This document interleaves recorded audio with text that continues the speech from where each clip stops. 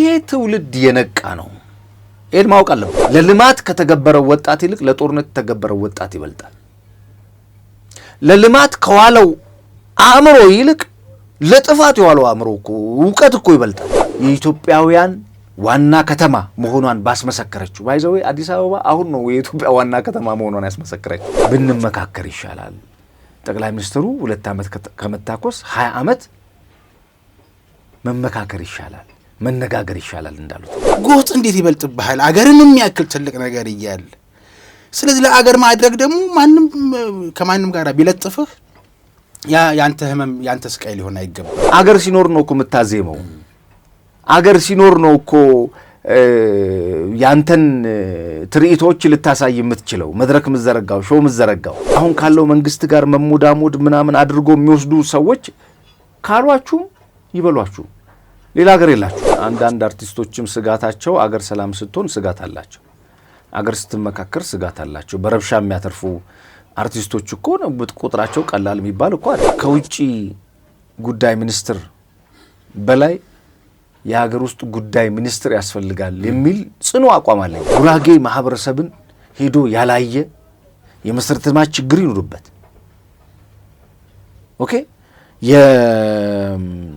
የቴክኖሎጂ ችግር ይኑርበት፣ የትምህርት የጤና ችግር ይኑርበት፣ ማህበራዊ ቀውስ ምንም ይኑርበት፣ የማያውቅ ሰው እዚህ ሆኖ ሲወዳደር አውቃለሁ። የምንኖርባት ሀገር የሌላ አካል እንዳልሆነች ማንኛውም ሰው ያውቃል። የምንኖርባት አገር የኔ ናት ብሎ የሚያምን አሁን እየተፈጠረ ነው።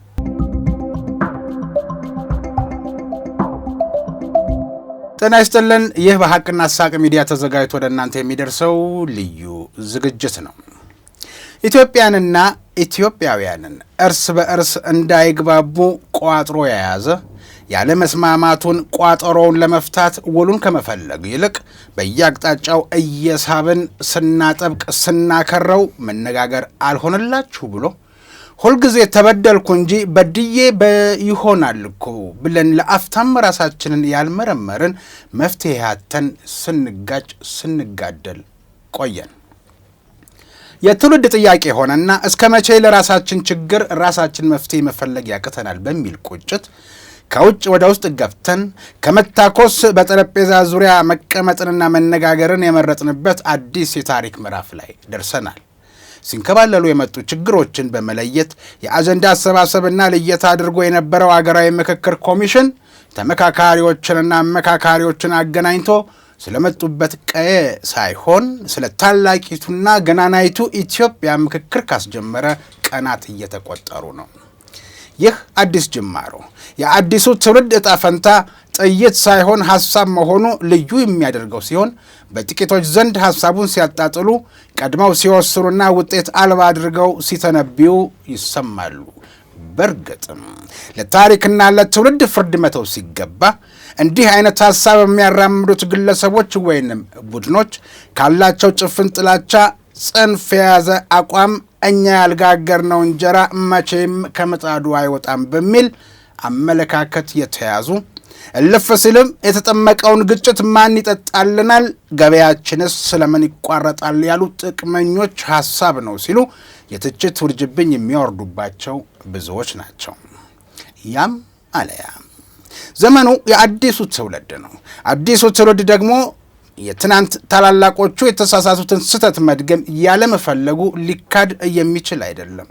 ለዚህ ማሳያ የተባለው አንዱ የችግራችንን ሰንኮፍ ለመንቀል ችግሩ የት ጋር ያለው ብቻ ሳይሆን እንዴት እንንቀለው ብሎ ለመዋየት መመካከርን መርጧል። እውን ከዚህም ከዚያም የሚነሱ አወንታዊና አሉታዊ ሐሳቦችን ተመርኩዘን ሀገራዊ ምክክር ወደ ዘላቂ ሰላም ወይስ ወደ አዲስ ቀውስ በሚል ዋና ማጠንጠኛ ሐሳብ አነስተን ማንሸራሸርን ወደናል። አሁናዊ የፖለቲካ እውነታዎችን ያማከለ ሆኖ እንዴት እንዲሳካ እነማን ምን ኃላፊነት አለባቸው የሚለውን ጨምረን ለማየት እንሞክራለን። በዋናነትም ምክክሩን ሊያስተጓጉሉ የሚችሉ ጉዳዮች አሉ ወይ? ካሉስ እንዴት ልናስወግዳቸው እንችላለን የሚለውን አበይት ጥያቄን በማንሳት መልስ እንሻለን።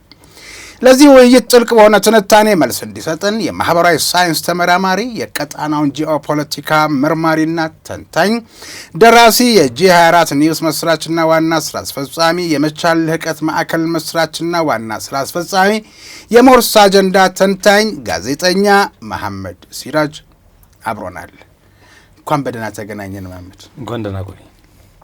በመግቢያዬ ላይ እንደሰማኸው ነው እንግዲህ የአሁን ፖለቲካ እውነታ እንዳስስና እንደው ሀገራዊ ምክክሩ ላይ ያተኮረ ውይይት እናድርግ ብዬ ነው እና አንተ የተረዳህበትን አተያይ ልናስቀድም ባጭሩ እስኪ። እንደምን አላችሁ ተመልካቾች። እንግዲህ አሁን ያነሳኸው አጠቃላይ በአገር አቀፍ ደረጃ ከዚህ ምክክሩ እንዲደናቀፍ ከሚፈልጉ ኃይላትም በምክክሩ ዙሪያ የውጭ ኃይሎች እንዲሁም የውጭ ሀገራት የኢትዮጵያን ሰላም የሚፈልጉ በአንጻሩ ደግሞ የኢትዮጵያን ሰላም የማይፈልጉ በጉዳዩ ላይ ምንድነው እያሉ ዜጎች በዚህ ጉዳይ ላይ ምን አይነት ተሳትፎ እያደረጉ ነው፣ ምንስ አይነት አመለካከት አላቸው የሚለውን ነገር በደንብ መመልከት አስፈላጊ ይመስለኛል። ምክንያቱም ዛሬ ይህንን ጉዳይ እንድናነሳ ያደረገን በጣም ብዙ አመክንዮች ይኖራሉ። በተለይ እኔ ይሄ ትውልድ እድለኛ ነው ከሚል ነው የምጀምረው እና መላው ኢትዮጵያውያን እንድንመካከር ጠረጴዛውን ላመቻቹልን፣ እንድንመካከር አጀንዳ እንድናነሳ፣ በጋራ እንድንሰባሰብ ላደረጉን ለደከሙ ሁሉ ምስጋና ይገባቸዋል እና ይሄ ትውልድ እድለኛ ከመሆኑ አንጻር ይሄን እድል ዝም ብሎ ማባከን የለበትም። ይሄ እድል ኢትዮጵያ እንግዲህ በ1500 ዘመን ለመጀመሪያ ጊዜ ያገኘችው እድል ነው። ላለፉት በርካታ ዓመታት እንግዲህ እንደምታውቀው በደርግ ዘመነ መንግስት ደርግ ገጥመውት የነበሩ የታሪክ ስብራቶች የምናውቃቸው ናቸው። በ17 ዓመታት ያህል በዚህ በኩል ከወያኔ ጋር፣ በዚህ በኩል ከኤርትራ ጋር፣ ደግሞ በመሀል እንደ ሀገር ከሶማሊያ ጋር የዚያድ ባሬ ጦር ታላቋ ሶማሊያን ለመፍጠር በተፈለገበት ሂደት የታሪክ ስብራታችን ሆኖ አልፏል። በወያኔ ጊዜም ደግሞ ስትመጣ የበርካታ ወጣቶች ያለቁበት እንደ ሀገር ወደ ኋላ የተመለስንበት የኤርትራና የኢትዮጵያ ጦርነትን ማስታወስ ይሄ የታሪክ ስብራት ነው። ከዛ በኋላ እንግዲህ በለውጡ ጋር ተያይዞ የነበረ የሉዓላዊነት ጦርነት ነበር። ይሄም የታሪክ ስብራታችን ነው። እነዚህ የታሪክ ስብራቶች በአንድም ይሁን በሌላ የመጣ ነው የጦርነት ትርክት፣ የማሸነፍ ትርክት እንጂ የመነጋገር ሂደት ኖሮ አይደለም። በዚህ በስቴት ፎርሜሽን ወይም በሀገረ መንግስት ግንባታችን ስህተት ተብሎ የሚወሰደው ማለት ነው። መነጋገር የሚያስፈልገው ለዛ ነው። ኢትዮጵያ የመነጋገር የጠነከረ ባህል ያላት ሀገር ናት። ያው ቡና ስንጠጣ እንነጋገራለን፣ ማዕድ ላይ ስንቀርብ እንነጋገራለን። በእርሻዎቻችን በደቦ የሚሰሩ ናቸው፣ ጎጆዎቻችን በደቦ የሚሰሩ ናቸው። እነዚህ ሁሉ በንግግር በምክክር የሚሰሩ አይነት እሴት ያዳበርን፣ ለዘመናት የዳበረ እሴት ያለን፣ በአገር በቀል እውቀት ከፍተኛ የሚባል አገር አጽንተን የቆየን ግን ጥቂት የሚባሉ ኤሊቶች እንዳልኩ የታሪክ ስብራቶቹ እንዲኖሩ፣ የተሳሳቱ ትርክቶች እንዲኖሩ፣ አንደኛው የአንደኛው የበላይ እንዲሆን፣ አንደኛው ደም አፋሳሽ እንዲሆን፣ እንደዚህ አይነት የተደበላለቁ ያልጠሩ አይነት ትርክቶች ጽፈን የመጣን ከመሆናችን ጋር ተያይዞ ዛሬ ያለው ይሄ ትውልድ በጣም እድለኛ ነው ያልኩ ለዛ ነው። ከነዚህ ሁሉ ስንክሳሮች ጋር ተዳምሮ አሁን ባለንበት ዘመኑ በሚፈቅደው ሌሎች ሀገራቶች ከቁስላቸው በዳኑበት እኛስ ብለን ስንጠይቅ ብንመካከር ይሻላል፣ ጠቅላይ ሚኒስትሩ 2 ዓመት ከመታኮስ 20 ዓመት መመካከር ይሻላል፣ መነጋገር ይሻላል እንዳሉት ማለት ነው። ሶ ከጦርነት የተገኘ ትርፍ የሚገኝም ትርፍ እንደሌለ ዓለም እያወቀ መነጋገር እየቻልን የምንነጋገርበት የጋራ እሴት እያለን የሚነጋገሩ አንደበቶች የሚነጋገሩ አስተሳሰቦች እያለን አለመነጋገር ንፉግነት ነው ከሚል እሳቤ አንጻር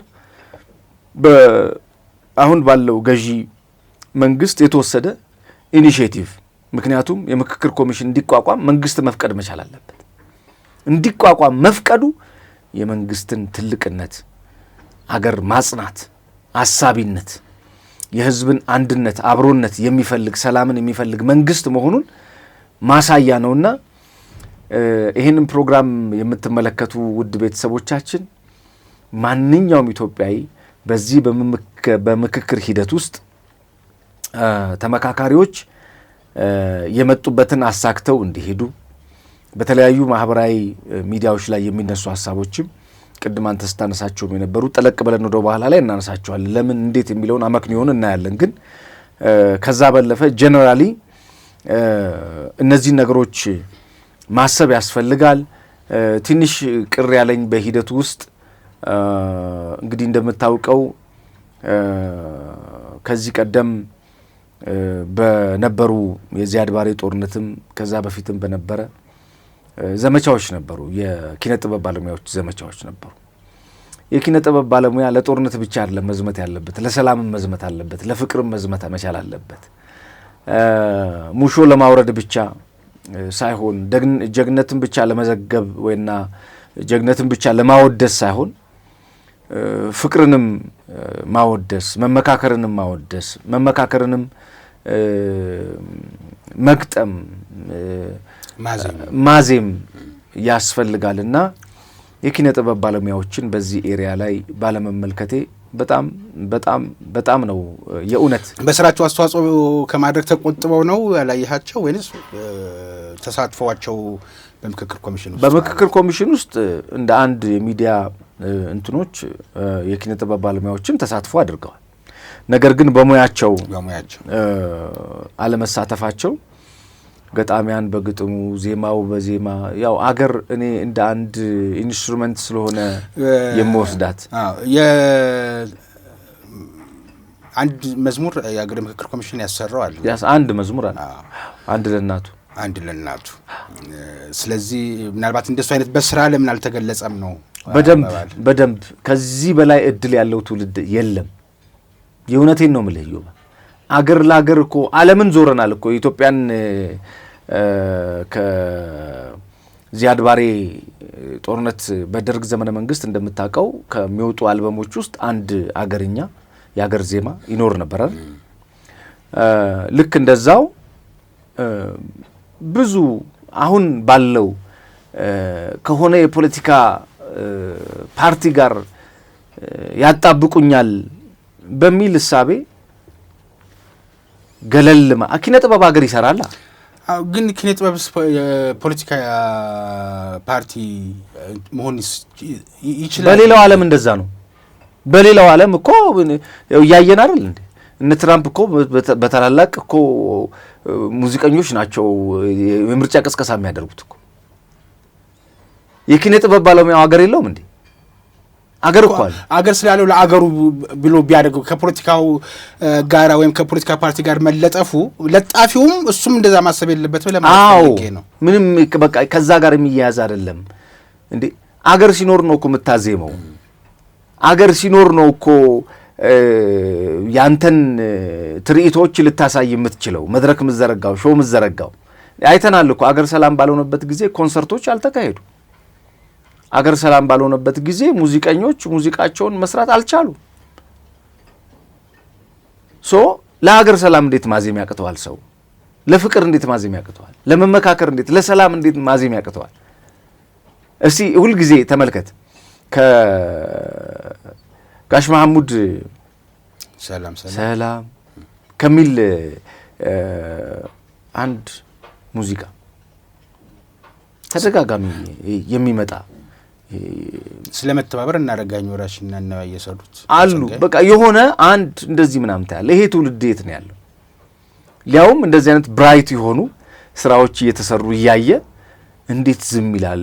አንድ ጊዜ ጠቅላይ ሚኒስትሩ ሲያስተላልፉ ሰምቻለሁ ከአርቲስቶች ጋር በነበራቸው ውይይት። ይሄ አሁን የተሰሩት ኮሪደሮች በፊት ምን እንል ነበረ?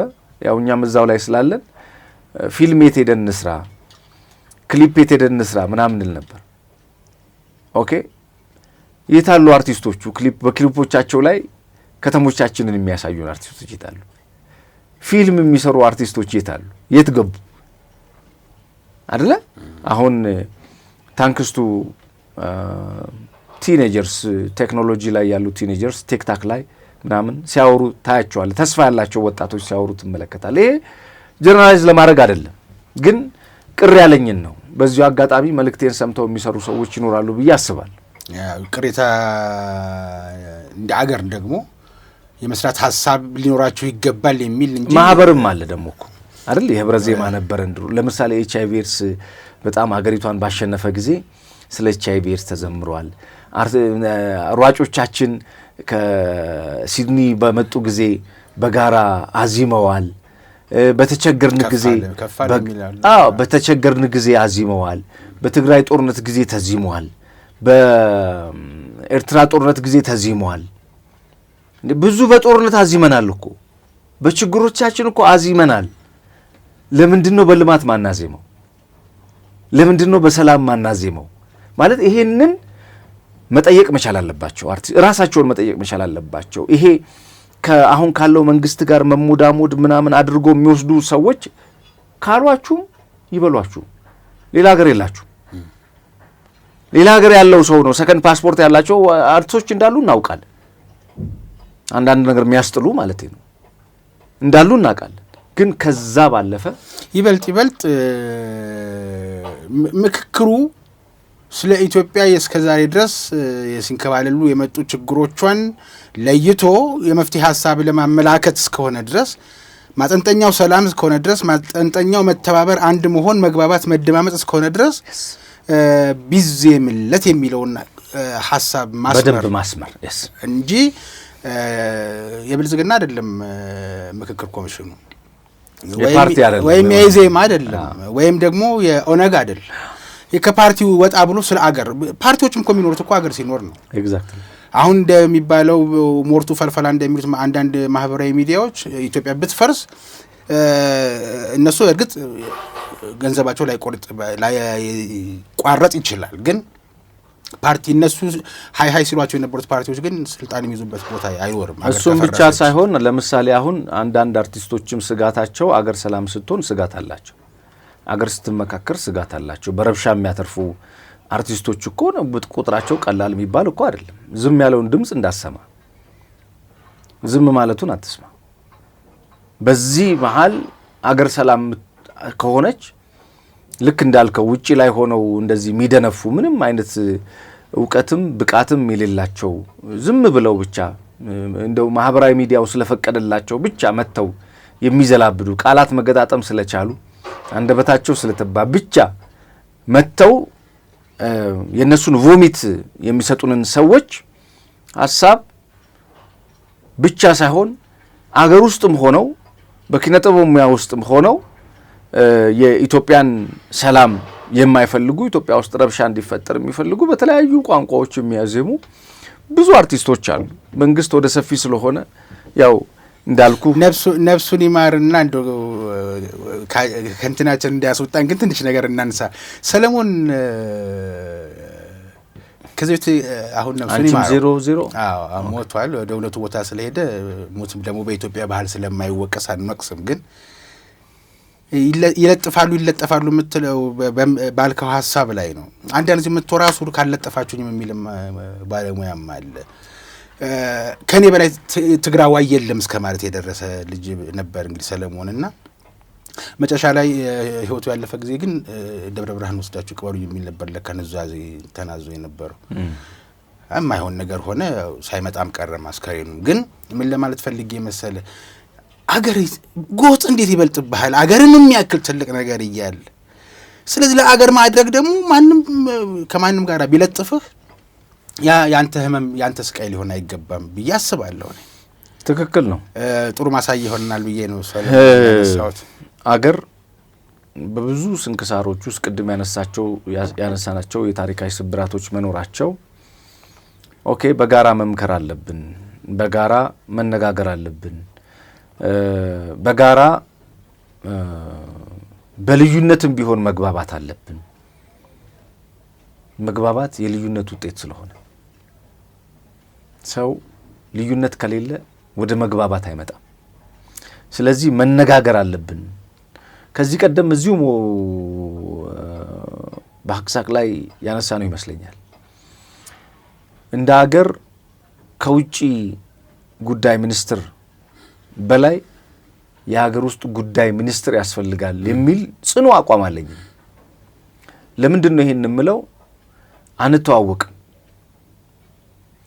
አንድ የምክክር ኮሚሽን ስራን ለማጠልሸት የሞከረ አንድ አርቲክል ብቻ ላንሳልህና ወደ ዋናው እንገባለን። እሱ ያደረድረናል። የምክክር ኮሚሽኑን ለማጠልሸት እዚህ የቴክኒክ የቻይና ቴክኒክ አሁን ያረፉበት ዶርም ተሰጥቷቸዋል። ስራና ክህሎት ሚኒስቴር ዝቅ ብለ እዛ የቴክኒክ ማሰልጠኛ ከክፍለ ሀገር ለመጡ ከ4000 ተወያዮቹ መካከል ዶርም እዛ ነው የተሰጣቸው እና እነዚህ ሶማሌዎችን አገኘው ይላል ጸሐፊው ማህበራዊ ሚዲያ ላይ ያጋራው እና አገኘውና ስለ ሀገራዊ ምክክር ኮሚሽን ጠየቅኳቸው ይላል እና ስለ ኢትዮጵያ የሚያውቁት ነገር የለም፣ ስለ ሀገር ስለ ምክክሩ የሚያውቁት ነገር የለም። ዞን ሊቲንግ የመጡት ተጋብዘውና ተጠርተው ብቻ ስለሆነና እዛ ዶርም ውስጥ መኖራቸውን ብቻ ነው እንጂ የሚያውቁት ስለ ኢትዮጵያ የሚያውቁት ነገር የለም፣ ስለ ምክክሩም ስለ ቅድመ ሂደቱም የሚያውቁት ነገር የለም ይላል ጽሁፉ። ይሄ ወዳጅ ያልገባው ምክክሩ ያስፈለገው እኮ ለዚህ መሆኑ ነው። የማያውቁ እንዲያውቁ ነው። ለዚህ ነው እርስ በርስ አንተዋወቅም። ኢትዮጵያ የምትባል ትልቅ ግዙፍ ታሪክ ያላት አገር አለች። ግን በዘመናቱ የመጡት በደም የተጠሙ መንግስታቶች ወንበራቸውን ለማጽናት ሲሉ አንዱ አንዱን ሲወጋ፣ አንዱ አንዱን ሲገፋ፣ አንዱ አንዱን ሲተርክ የኖረበት እንጂ በጋራ ስቴት ፎርሜሽን ሲፈጥሩ አይደለም የመጡት።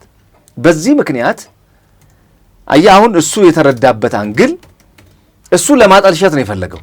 ያልተረዳው ነገር ግን ኢትዮጵያ እየመከረች መሆኑን እየመከረች ያለችው እርስ በርስ ትላንትና የነበራቸው ፕሮግራም ላይ ከዋዜማው በኋላ የነበረው ፕሮግራም ውሏቸውን መተዋወቅ ነበር። ሃንድ ሼክ ነበር የሚያደርግ መጨባበጥ፣ እርስ በርስ መተዋወቅ ነበረ ፕሮግራሙ። እንደዚህ እንድናወራ ነው ጠረጴዛው ያስፈለገው። እንደዚህ እንድንነጋገር ነው ጠረጴዛው ያስፈለገው። ሰው ያልገባው ነገር ይሄ ነው። በጋራ ኢትዮጵያ የራሷን ስንክሳር ለመፍታት የመከረችበት ጊዜ የለም። ድግስ ተሰብስበን በልተናል። ብሔር ብሔረሰቦች በጋራ አክብረናል። ግን አንተዋወቅም። ዛሬ አዘጋጁ ጋምቤላ ነው፣ ዛሬ ሀረሪ ነው እየተባለ መደገስ ብቻ የአንድ አካባቢ እሴት በደንብ ጎልቶ እንዲታይና ያ ካርድ መሳቢያ እና ስልጣንን ማቆያ መንገዶች ስለነበሩ ቢኮዝ አልተወከልንም ብለው የሚያስቡ ራሳቸውን ለዛ ብሔር ባይዘዌ ማለት ነው። ይኸውልህ በፍጹም የጉራጌ ማህበረሰብን የማያውቅ ጉራጌ ማህበረሰብን ሄዶ ያላየ የመሰረተ ልማት ችግር ይኖርበት፣ ኦኬ የቴክኖሎጂ ችግር ይኖርበት፣ የትምህርት የጤና ችግር ይኖርበት፣ ማህበራዊ ቀውስ ምንም ይኖርበት የማያውቅ ሰው እዚህ ሆኖ ሲወዳደር አውቃለሁ። ጉራጌን ወክሎ ሲወዳደር አውቃለሁ። ምን ማለት መሰለ? እኔ ያውቅልሃለሁ የሚሉ ማህበረሰቡን የማያውቁ ከማህበረሰቡ ያልወጡ በስመ ጉራጌ በስመ አማራ በስመ ምናምን ብቻ በብሔር ስም ተወትፈው እዚህ የሚያስጨንቁ አስጨናቂዎች የነበሩበት ሂደት ነው የነበረው። ገብቷል። ማህበረሰቡን ሳያውቁ ማለት ነው። ልክ እንደዛ በዚህ የምክክር ሂደት ውስጥ የምክክር ኮሚሽን የሄደበትን ርቀት ስትመለከት በጣም በሚገርም ሁኔታ የመጀመሪያው ኮሚሽነሮቹ የተመረጡበት ሂደት ምን ያህል ሺህ ሰዎች ተወዳድረው ከምን ያህል ሺህ ሰዎች እነዚህ 9 ሰዎች እንደተመረጡ እናስታውሳለን። ከዛ ኮሚትመንት ከዛ እታች ድረስ ላለፉት 3 ዓመታት የተከደበት አጀንዳዎች የመምረጥ ከ2000 በላይ የተለዩ አጀንዳዎች ናቸው። 8 አጀንዳ ተመርጦ እዚህ ድረስ የመጣው ሂደት ነው። ይሄ ራሱን የቻለ ሂደት ነው። እኔ ያውቅልሃለሁ በሚሉ ወኪሎች ብቻ አይደለም አሁን እንድንግባባ የተፈለገው እንድንመካከር የተፈለገው እኔ ያውቅልሃለሁ በሚሉ ከዚህ ቀደም በነበራቸው ዶሚኔሽን አይደለም የመጡት። እኔ ያውቅልሃለሁ እኮ ብቻ ብለው ዝም ብለው ቢቀመጡ እኮ ጥሩ ነበር። ወጣንበት የሚሉትን ብሔረሰብ እነሱ የማያውቁትን እየበደሉ ነው ብለው ደግሞ ይነግሩታል እንጂ ይሄው ነው እኮ ታሪኩ። ኢትዮጵያ እኮ አሁን ለዚህ እኮ ነው ይኸውልህ የታሪክ አጻጻፋችን ዜና መዋላችን እነዚህ በሙሉ ተደምረው ሲመጡ ሙስሊሙ ክርስቲያኑን ሊያጠቃ ነው ቀን ከሌት የሚለፋው፣ ክርስቲያኑ ሙስሊሙን ሊያጠቃ ነው ቀን ከሌት የሚለፋው፣ አሁን የመጣው ፕሮቴስታንት ሰፊ ቤተክርስቲያን አለው። እንደዚህ አይነት ተውቶች እንዲኖሩ ኔጌቲቭ ተውት በደንብ እንዲጫንና ሰው እንደ ኢትዮጵያ ውስጥ እኮ ለልማት ከወጣው ገንዘብ ይልቅ ለጦርነት የወጣው ገንዘብ ይበልጣል። እስካሁን ባለው ዳታ ሂዶ ወደ ኋላ ተመለስ ከአፄ ኃይለ ሥላሴ ጀምሮ ለልማት ከተገበረው ወጣት ይልቅ ለጦርነት የተገበረው ወጣት ይበልጣል። ለልማት ከዋለው አእምሮ ይልቅ ለጥፋት የዋለው አእምሮ እኮ እውቀት እኮ ይበልጣል። ለልማት ከጻፍናቸው መጽሐፎች በላይ ለጥፋት የተረክናቸው መጽሐፎች እኮ ናቸው የሚበልጡት። ጥፋት ላይ ብርቱዎች ነን፣ ለኔጌቲቭ ቶት በጣም ብርቱዎች ነን። ብርሃን አይታየንም። ሁል ጊዜ በጨለማ ውስጥ ነው እንድንሄድ። ወጣትነታችንን በሉት። ብዙ አርቀን እንዳናስብ እንዳንመራመር በዚህ ስሜት ውስጥ ስላለን ይሆን አሁንም በምክክር ኮሚሽኑ ላይ እምነት የለንም ብለው የሚያወሩ ሰዎች የሚያነሱት ሐሳብ መንግስትም ቢሆን አሁን ይሄን ነገር ያደረገው አልተሳሳቱ ዮባ አልተሳሳቱ መጠራጠራቸው። አዎ እሺ እንዴት ላለፉት በርካታ ዓመታት የመጣ ነው እንደዚህ ነው ይሳካል የሚል እንዴ አንተ ፒያሳ ይሳካል ብላ አስባል እንደዛ የሚሸት የሚከረፋ ቦታ አሁን ዛሬ ምግብ ምንበላበት ቦታ ሆኖ አያለው ብላ አስበህ ታውቃለህ? አይሳካም በሚል ነው ያደግነው ላለፉት እኮ 100 ምናምን 200 300 ዓመታት ምንም ነገር አሳክተን አናውቅም። ስለዚህ ሀገራዊ ምክክር ኮሚሽኑ አሁን የጀመረው መንገዱ አይሳካም የሚሉ ሰዎች ቢኖሩ የመጡበት መንገድ ነው ማለት አልተሳሳቱም። ያላወቁት ነገር ግን አንድ ነው። ቅድም እንዳልኩ አይሳካም የሚለውን ለማሳካት ነው ምክክር ኮሚሽን ያስፈልገው። ያ ሰው አርቲኩሌት ሲያደርግ ልብ በል አርቲኩሌት ሲያደርግ ከሶማሌ የመጡት ሰዎች ምንም አያውቁም ስለ ኢትዮጵያ አያውቁም ምናምን አያውቁም ብሎ ነው አይደል አርቲኩሌት ያደረገው። እንድናውቅ እኮ ነው ምክክር ኮሚሽን ያስፈልገው። በዚህ ምክክር ኮሚሽን ውስጥ አልተሳተፍንም፣ አማራ አልተሳተፈም፣ ትግሬ አልተሳተፈም፣ ምናምን አልተሳተፈም የሚሉ ኔጌቲቭ ቶት የሚረጩ ሰዎች ምክክር ኮሚሽን አላሳተፍም አላለም። አሁን ከተጀመረም በኋላም የ33 ቀን ጉባኤውን ከተጀመረም በኋላም በሬ ክፍት ነው ያለው። አላሳተፍም አላለም። ዛሬም ነገም ነፍጥ አስቀምጦ ለመጣ ሰላምን ለመረጠ በጠረጴዛ ዙሪያ ለመነጋገር ለመረጠ ሁሉ በሬ ክፍት ነው ልቤ ክፍት ነው ያለው። ምክክር ኮሚሽን ነፃ ገለልተኛ የማህበረሰብ ልጅ ነው። እኛንን የመረጠው ህዝብ የመረጠው የመጣው አጀንዳም የህዝብ አጀንዳ ነው። በዚህ በጠረጴዛ ዙሪያ ላይ ለመቀመጥ የነገን ተስፋ በጋራ ለመቃኘት ወሳኝ የሆነ የታሪክ ምዕራፍ የምንጽፍበት ጊዜ ላይ ነው የምንገኘው። ለዛ በርካታ ዘመናቶች በርካታ ተግዳሮቶችን ያደሩ ቁርሾችን ያደሩ ትላንቶችን ያልዳኑ ልጅነቶችን ይዘውብን መጥተዋል። እነዛን እንፈታ ዘንድ በጥልቀት እንተነትን ዘንድ የሀገርን ቁስል የውድቀታችንን ምክንያት በቃላት ማብራራት እንችል ዘንድ ጠረጴዛው አስፈልጓል፣ መመካከር አስፈልጓል፣ መነጋገር አስፈልጓል። መከራከር አይደለም። መከራከር ቀልብ ያደርቃል ይላሉ ነብዩ መሐመድ ሰለላሁ ዐለይሂ ወሰለም። ለመግባባት ስለ በልዩነትም ለመግባባት በሁሉ ነገር ላይ መስማማት አይጠበቅብን። በነገራችን ላይ አንድነት የሚባል ነገር የለም። ጋራ የሚያደርግ ግን አለ። የጋራ የሚያደርግ ላይ እኮ ከተግባባ ሌላውን ባለመግባባት በልዩነት እኮ ልትግባባ። በሌሎች ሀገሮች የነበራቸውን ያለመግባባት ሂደት እንዴት ፈቱት? ሌላው ሀገር እንዴት ዳነ? በዚህ በሰለጠነ ዘመን እያንዳንዱ መረጃ እጅ ላይ ባለበት ዘመን ይሄንን አለማየት እንዴት ይቻላል ስትል ኢትዮጵያ ለመምከር ቅድመ ዝግጅቷን አጠናቃ ላለፉት 3-4 ዓመታት አጀንዳ መርጣ ከ2000 በላይ ወረዳዎች አወያይታ ከ4000 በላይ ተወካዮች መርጣ ይኸው መዲናችን አዲስ አበባ ላይ በውዋ ገነት ላይ የአፍሪካ መዲና የኢትዮጵያውያን ዋና ከተማ መሆኗን ባስመሰከረችው ባይዘው አዲስ አበባ አሁን ነው የኢትዮጵያ ዋና ከተማ መሆኗን ያስመሰከረችው። ይሄ አጀንዳ አሁን የምናወራው ምክክር በአዲስ አበባ ላይ መደረጉ ዋና ከተማነቷን ያስመሰክራል። ከሁሉም ማዕዘን ተሰባስበው ልጆቿ የሚሰባሰቡበት የጋራ ከተማቸው ስለሆነች በግሌ ካንተ ጋር መነጋገርና መወያየት መመካከር አይደለም። ችግር የለም። መወያየት የሚያስደስተኝ ማሜ እውነት ነገር ነው የምነግርህ። አዳዲስ ነገሮችን እኔ ከማይበት ሌላም ሰው ጠይቄ ያም ሰው ካየበት ሌላም ሰው ጠይቄ ያም ሰው ካየበት የተለየ ነው አትያይ። አሁን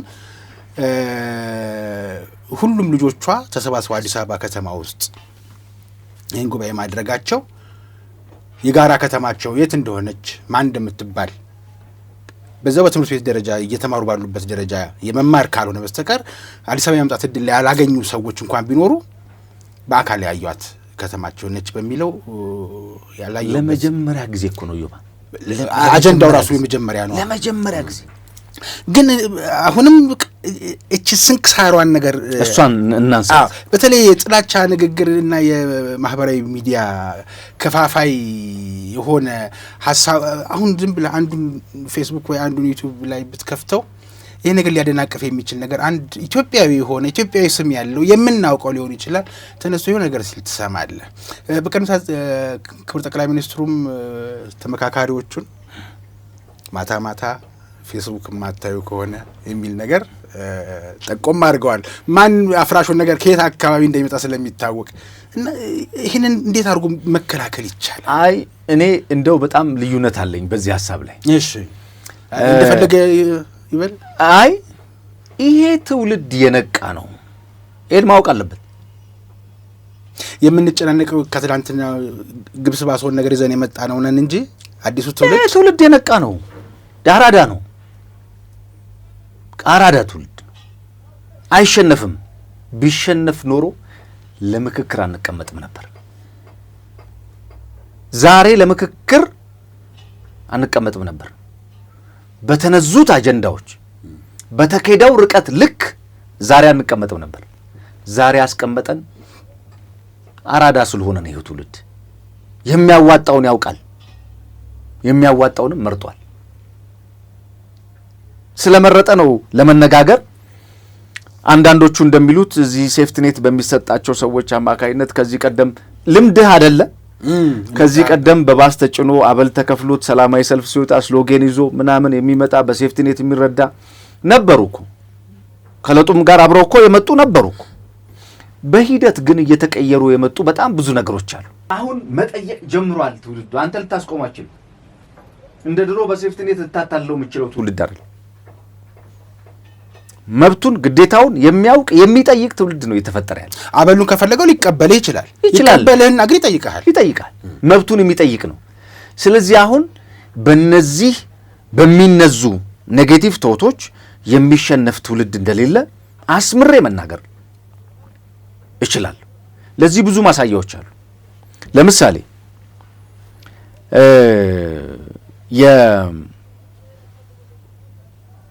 የምኖርባት ሀገር የሌላ አካል እንዳልሆነች ማንኛውም ሰው ያውቃል። የምኖርባት አገር የኔ ናት ብሎ የሚያምን አሁን እየተፈጠረ ነው። ላለፉት 30 ዓመታት በብሔር በቡድን በታችና ላይ ሲከፋፈል የነበረ ኢትዮጵያ የሚለው ኮንሰስነስ እንዳይኖር ሲሰራ ስለነበር ኢትዮጵያዊነት የሚለው ከደሙ ወጥቷል እንደ እስክትል ድረስ በዚህ በ30ዎቹ በ35 ምናምን እድሜ እስከ 40 ባለው እድሜ ክልል ውስጥ ያለው ስለ ኢትዮጵያዊነት ሲያቀነቅን አሰማ። ከዛ በፊት የነበረው ትውልድ ነው ስለ ኢትዮጵያዊነት ምናምን ይሄ ፓትሪዮቱ አለ አይደለም ያ ጀግንነቱ ከዚህ አድባሬን ያባረረበት መንገድ ጣሊያንን የሰደደበት መንገድ ወኔው ያለው ከዛ በፊት የነበረው ትውልድ ነው።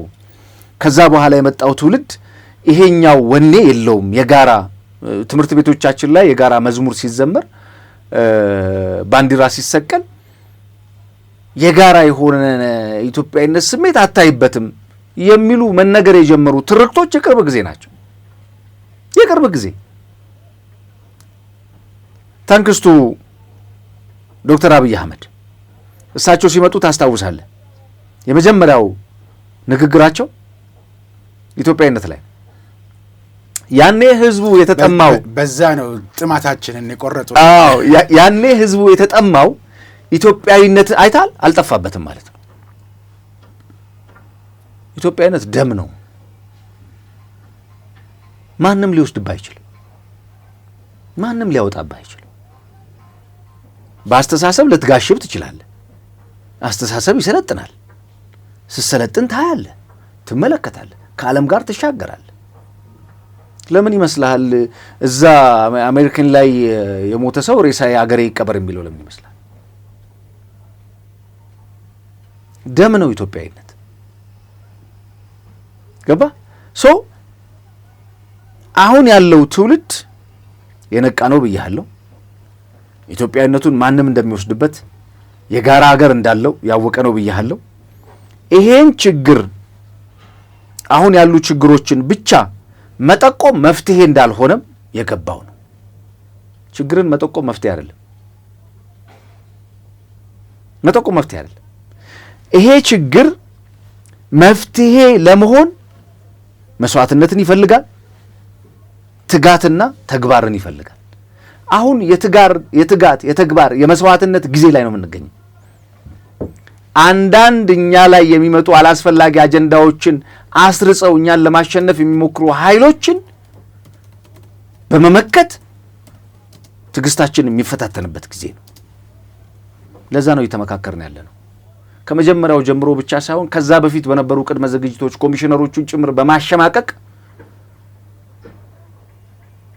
እነዚህ አሁን የተመረጡት 9 ኮሚሽነሮችን በማሸማቀቅ ቤተሰባቸው ላይ ብዙ በደል ደርሶባቸዋል።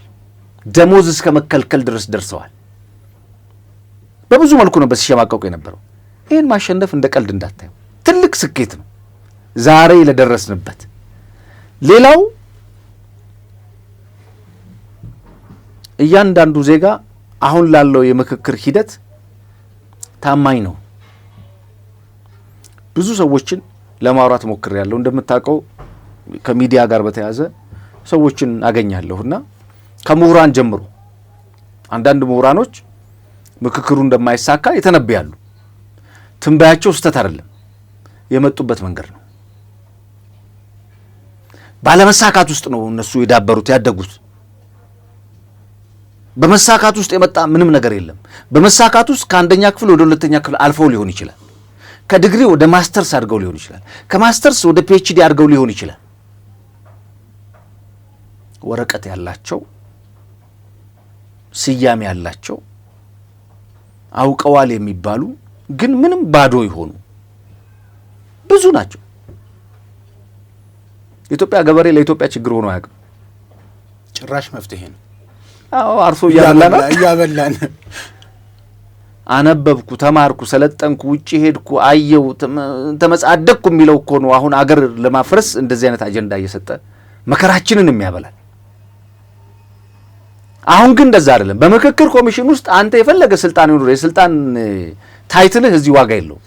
በጣም የሚገርመው ነገር አንድ ስልጠና ነበረው የሀገራዊ ምክክር ኮሚሽኑ የውሃ መጠጫ ሰዓትንም እየሰጠው ብዬ ነው እና ወታደራዊ ማዕረግም የአካዳሚካል ማዕረግም አስፈላጊ አይደለም፣ ተጽዕኖ ማሳደር መለማመድ ይሆናል የሚል አመለካከት አለ።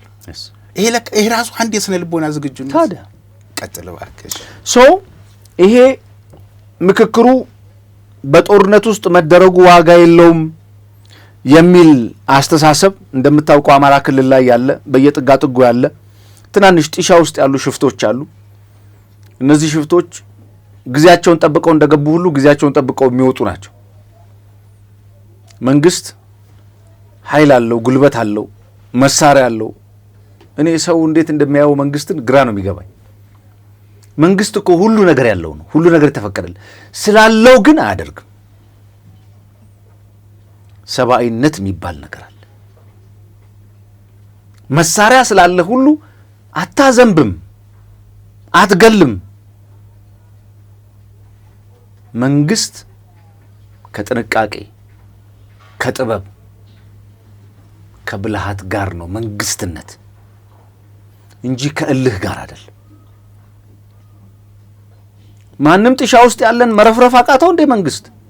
ማንም መንገድ ላይ ያለን ወንበዴ መያዝ አቃተው እንደ መንግስት? መንግስት ስትሆን ሆደ ሰፊ ትሆናል። በዚህ ጦርነት ወቅት ውይይት መደረጉ ዋጋ የለውም የሚለው አስተሳሰብ አንድ ምላሽ ያሰጣል። ይኸውልህ ጦርነት ለማቆም መጀመሪያ ምን ያስፈልጋል? መነጋገር አለ እኮ። ጦርነት ግን ምን ያስፈልጋል? መነጋገር ያስፈልጋል። በዓለም ታሪክ ውስጥ የትኛውም የሰላም ስምምነት የተደረገው ፍጹም ሰላም በሆነበት ሁኔታ ውስጥ አይደለም። ኢራንና አሜሪካ እየተዋጉ ነው፣ ግን ፓኪስታን ሄደው እየተነጋገሩ ነው። እየተነጋገርክ ነው የምታረገው።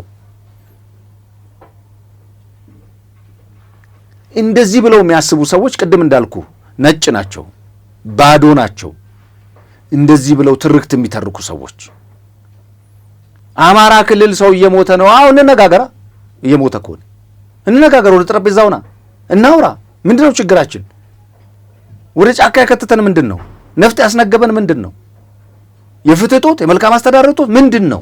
እሱን እኮ እኔም መነጋገር ፈልጌ ግን ሀገራዊ ምክክር ኮሚሽን መሳሪያን ፍታ አለኝ የሚል አዲስ ትርክት ደግሞ ተጀምሯል።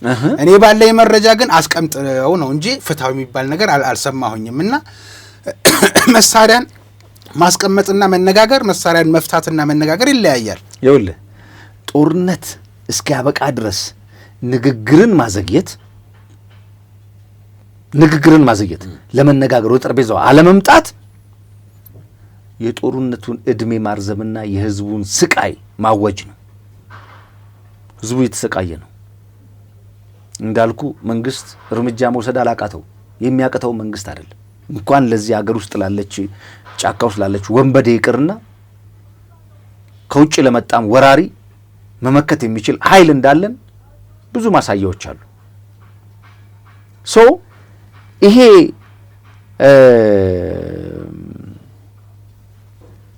የጦርነት አዙሪትን ለመስበር የተጣለውን የመጀመሪያ ድልድይ አልፈልግም ብሎ ማለት በራሱ መካድ ነው። ምንድነው የምትለው? ትግራይና አማራ እንዲሁ የታጠቁ ኃይሎች አልተካተቱም የሚል ስጋት የሚያነሱ ሰዎች አሉ። ለዚህ አንድ ግልጽ የሆነ መልስ መንገር ያስፈልጋል ለተመልካቾች። ሂደቱ ቀጣይ ነው። በአንድ ጊዜ የመጣ ምንም አይነት ነገር የለም። ለዛ ነው ልቤም በሬም ክፍት ነው ያለው። የደቡብ አፍሪካ፣ የቱኒዚያን ትልልቅ አገሮችን የዓለም አቀፍ ተሞክሮችን በምክክር ራሳቸውን ያዳኑ አገሮች አሉ። ያልተሳካላቸው ምክክር ያልተሳካላቸው እንደ የመን ያሉ አገሮች አሉ። በውጭ ጣልቃ ገብነት ያልተሳካላት ሀገር ናት የመን። ሶ ኮሚሽኑ ባደረገው ከፍተኛ ጥረት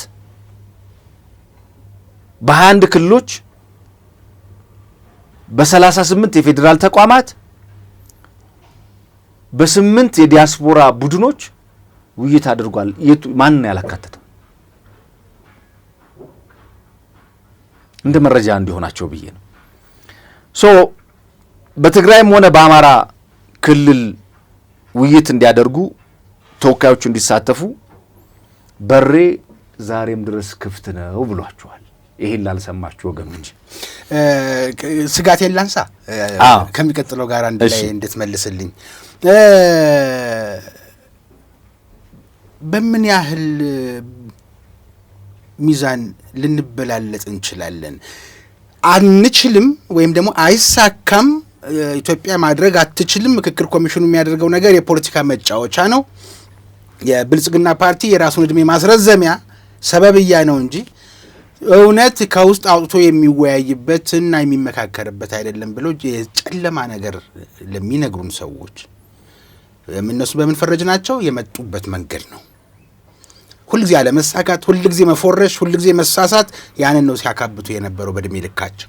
አሁን ግን ያለው አዲሱ ትውልድ የነቃ ነው የሚል አመክንዮ ነው ያመጣ ነው አይደል?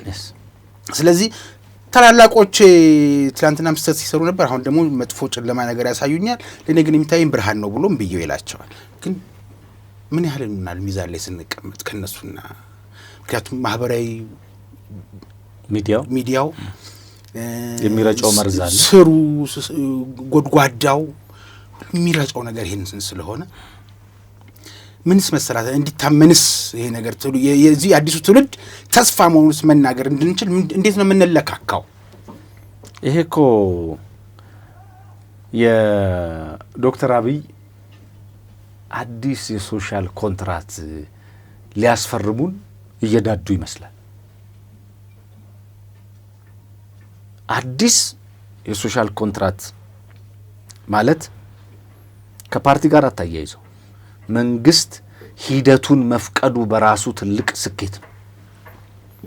አሁን የምትለውን ትላንትናና የዛሬ ትውልድ መከፋፈሉን ትተህ አዲስ ኮንትራት ላይ ስትመጣ አዲስ ማንነት፣ አዲሲቷ ኢትዮጵያ የተገባባንባት፣ የተስማማንባት፣ የፈረምንባት፣ ያመንባት፣ የተጨቃጨቅንባት፣ የተግባባንባት ኢትዮጵያ ላውንች ትደረጋለች እንደ አዲስ። ላንተ ለምን ላንተ ዛሬን የበልቼ ቀርጥፌ ልሙት ለምን ትላለህ? ልጅ አያሳስብም እንዴ? በሉን እኮ ገደሉን እኮ በእድሜያችን እኮ ነው የተጫወቱት እኮ። ወጣትነት አያሳዝንህም እንዴ? አንተ እንዴት ለመጪው ትውልድ ማሰብ ያቅታል? እያወራን ያለነው ዛሬ ስላለነው እኛ ቀርጥፈን እንሙት ለሚለው አይደለም፣ ለመጪው ትውልድ ነው እያወራን ያለነው። ሜንሽን ማድረግ ያለብህ ሁል ጊዜ እኔ ቀርጥፌ ካልሞትኩ አሁን እኮ እዚህ መብራት ብልልጭ ነው ምናምን ነው የሚል ትላንትና ሰርተውልን ቢሄዱ ኖሮ እኮ ዛሬ እንደዚህ አናወራም ያልኩ ለዚህ እኮ ነው። ዛሬ እኮ እኛ የምንከፍለው እያንዳንዱ ነገር ትላንት ላልተሰራውና ትላንት ላደረ ቁርሾ እኮ እየዋለ እኮ ነው የተቸገር ነው። የውዝፈዳ በቃ ዳነው እየከፈልን ያለ ነው። የዓለም ባንክና የኤምኤፍ አይደለም እያስከፈለን ያለው፣ የራሳችን ዜጋና የሰራነው ስተት ነው እያስከፈለን ያለው። ሶ አሁን ለሚመጣው ትውልድ ነው ምናወራው፣ ለልጄ ነው ማወራው፣ ለልጅ ልጄ ነው ማወራው፣ ምመክረው ለዛ ነው አሁን ጠረጴዛው ከተመቻቸ ሽምግልና በአንድ ቀን ይቋጫል እንዴ? ይዮባ ይሆናል። አሁን ዘመን ያለው ሽምግልና የባልና ሚስት ግጭትን ለመፍታት እንኳን እግርና የራስ እግርና እግር እንኳን ሲጋጭ ለማስማማት እኮ ማሸት አለበት፣ ጊዜ ይወስዳል እኮ። እንኳን ላለፉት 1500 ምናምን ዓመታት ያደረ ቁርሾ ያለበት የአገርን አጀንዳ ይቅርና የግለሰቦች ጠብ እንኳን እኮ ለመፍታት ጊዜ ይወስዳል። ማላመጥ ይፈልጋል፣ ማኘክ ይፈልጋል፣ ፍትሃይነት ይፈልጋል፣ ማየት ይፈልጋል፣ ዳኝነት ይፈልጋል፣ ህሊና ይፈልጋል፣ ብዙ ነገር ይፈልጋል እኮ። ሶ ይሄንን ለማድረግ ወደ ሰፊ የሆነ ጠረጴዛውን የፈቀደልህን ምህዳር አለማመስገን አይቻልም። የብልጽግና መንግስትን አጀንዳ ለማስፈጸም ነው የሚሉ ሜሞች እየተሰሩ አይቻለሁ። የአንድ ፓርቲ አጀንዳን የማስፈጸሚያና የይስሙላ ነው ምክክሩ ብለው የሚነዙ መረጃዎች አሉ። በጣም በሚያሳዝን ሁኔታ ትልቅ ስህተት ነው። ለገዢው ፓርቲ ይሄን መድረክ አሳልፎ የመስጠት ዝንባሌ ያላቸው አካላት ነው ይሄንን እያሉ ያሉት። በዋናነት ኮሚሽኑን የሚመሩት 11 ኮሚሽነሮች አሉ። ከ632 እጩዎች የወጡ ናቸው። የብልጽግና ተላላኪ ተብለው ስም ይወጣላቸው። ይሄ ገለልተኛ ስርዓትን ለማረጋገጥ 206 የሚሆኑ ሞዴሬተሮች አመቻች የሚባለው የተመረጠበት ነው።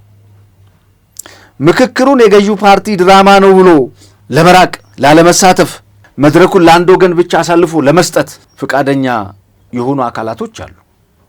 ለምን ፍቃደኛ ሆኖ አንልም? ቅድም እንዳልኩ ያልዳነ ልጅነታቸው እሱ ስለሆነ ተቋሚ ኃይሎች፣ የተለያየ ሐሳብ ያላቸው አካላት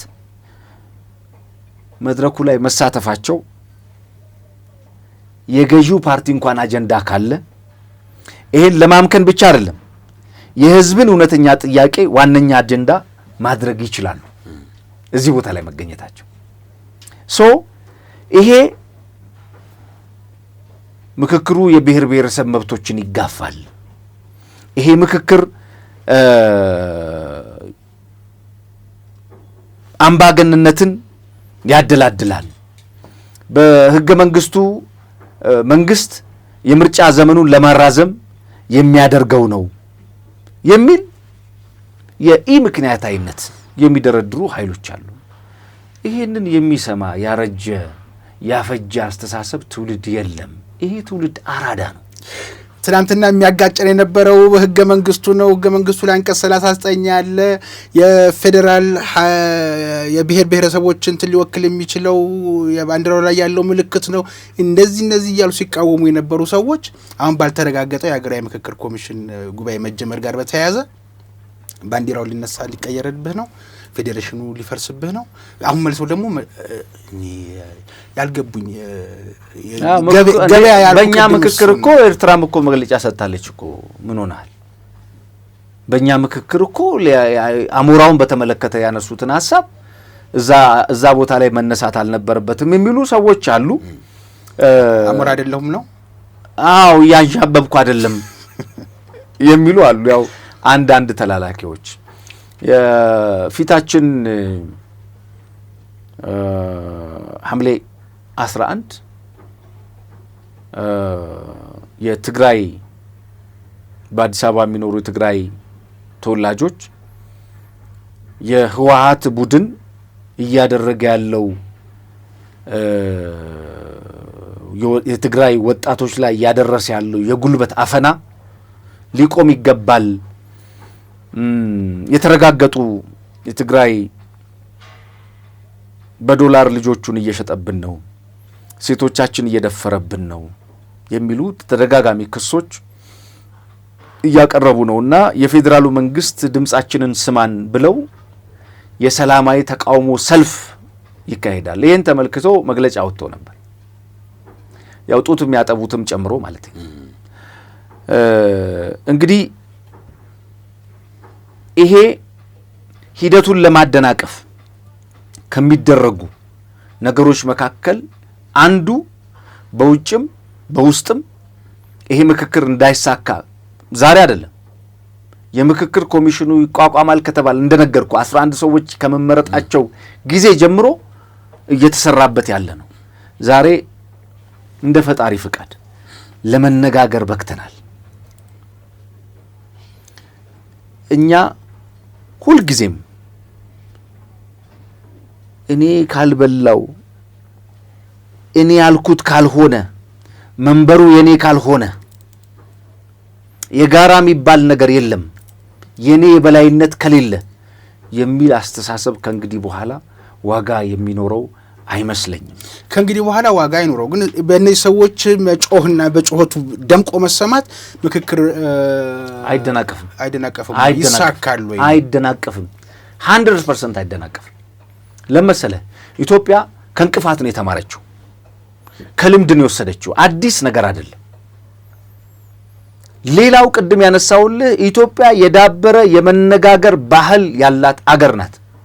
እስከዛሬ አልተጠቀመችበትም። አፍና ይዛው ነበር በየቦታው።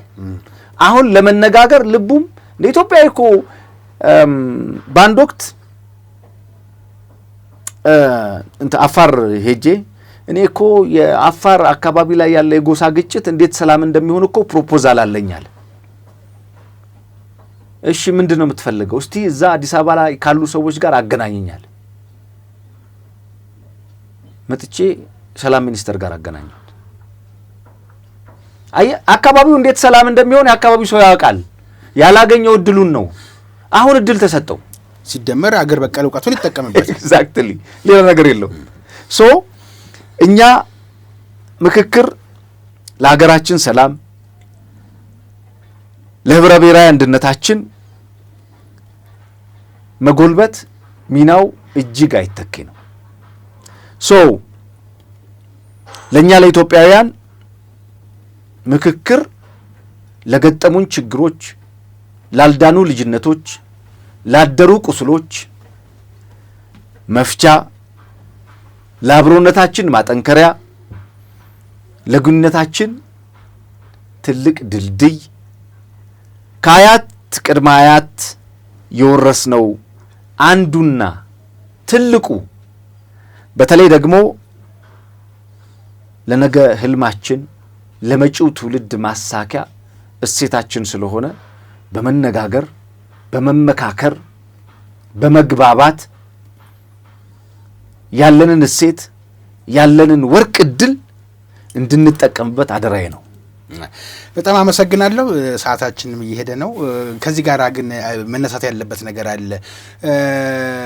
በየቦታው እንግዲህ ፖለቲካ ፓርቲዎችም የሚያነሷቸውን ሀሳቦች እያየን ነው። በመድረኩም በመክፈቻው ስነ ስርዓት ላይ የጋራ ፖለቲካ ፓርቲዎች ምክር ቤት የሚባል ተቋም የጋራ የሆነ ስብስብ እንዲሁም የሲቪል ማህበረሰብ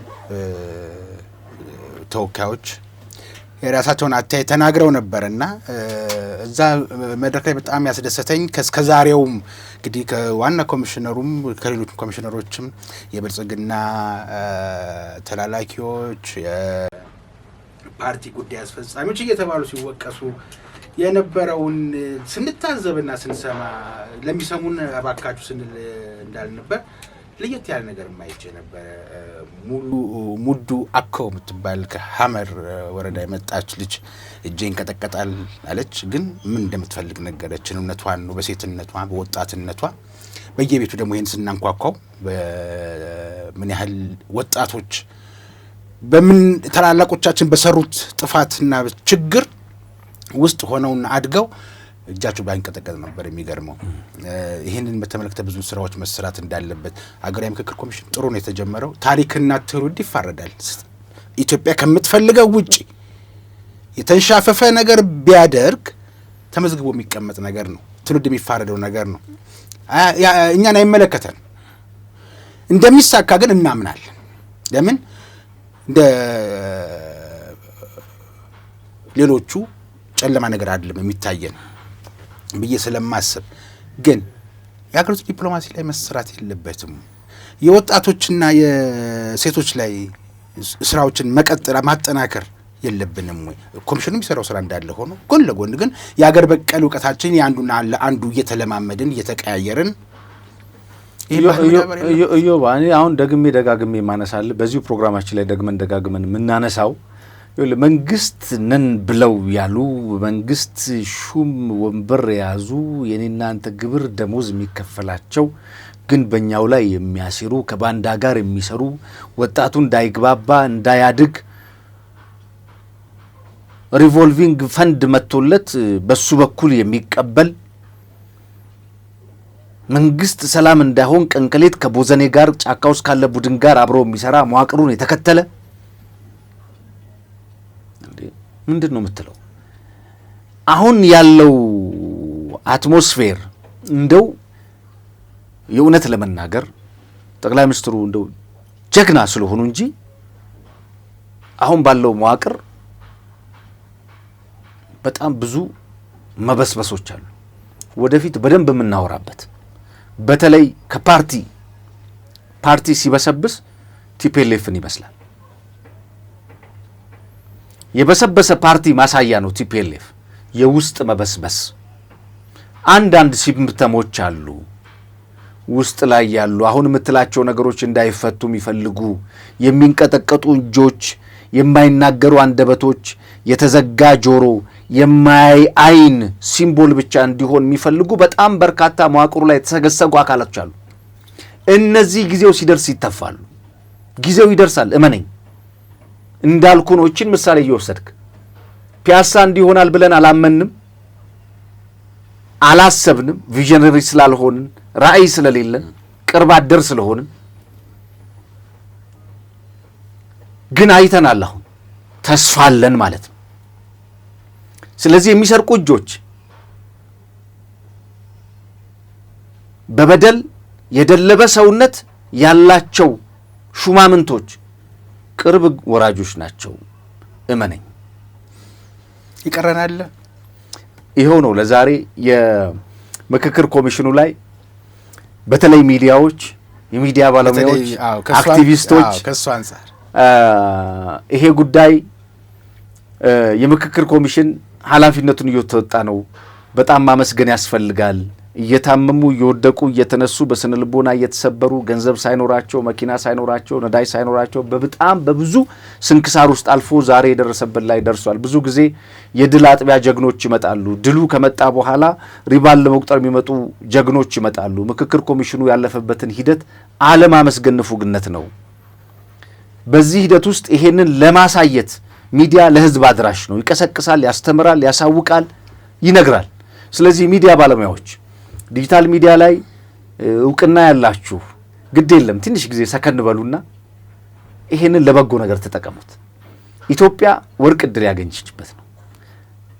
የምንመክርበት፣ የምንነጋገርበት፣ ለችግሮቻችን ሁሉ መፍትሄ የምናገኝበት፣ ለልጆቻችን ዕዳ ሳይሆን ምንዳ የምናወርስበት እድል ተሰጥቶናል። ይህንን እድል እንጠቀምበት ማለት ወዳለሁ። ከልብ አመሰግናለሁ። ከዚህ በፊትም አንድ እንግዳ ባለፈው ሳምንት የነበሩኝ ጋር ዲጂታል ሚዲያው ላይ